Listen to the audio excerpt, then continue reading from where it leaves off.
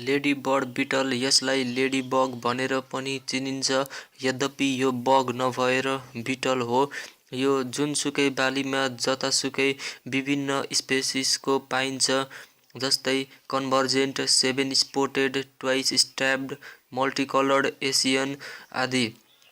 यसको body convex, hemispherical अथवा oval सेप्डको हुन्छ र येल्लो, पिङ्क, ओरेन्ज, रेड अथवा ब्ल्याक कलरको बडी सर्फेसमा विभिन्न कलरको धब्बाहरू देखिन्छ।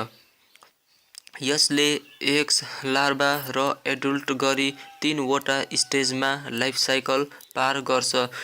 एडल्ट्सले नेक्टर, पोलेन र हनीड्यूमा फिड गर्छ भने प्रायजसो यिनीहरू कार्निभरस हुन्छन्।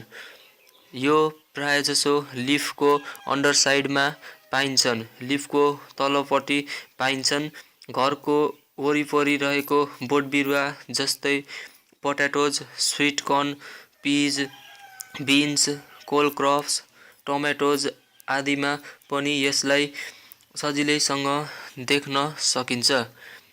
लेडी बर्ड बिटलको प्रशस्त फाइदाहरू पनि छन्, जस्तै यसले मिलड्युज, माइट्स, व्हाइटफ्लाइज, स्केल इन्सेक्ट्स, मिलीबग्स, एफिड्सलाई आफ्नो आहारा बनाउँछ र बोटबिरुवालाई यिनीहरू इन्सेक्ट्सहरूबाट बचाउँछ भने त्यसैले यसलाई बायोलोजिकल कन्ट्रोलको रूपमा पनि युज गरिन्छ र कुनै चाहिँ बालीको लागि हानिकारक पनि हुन्छन्।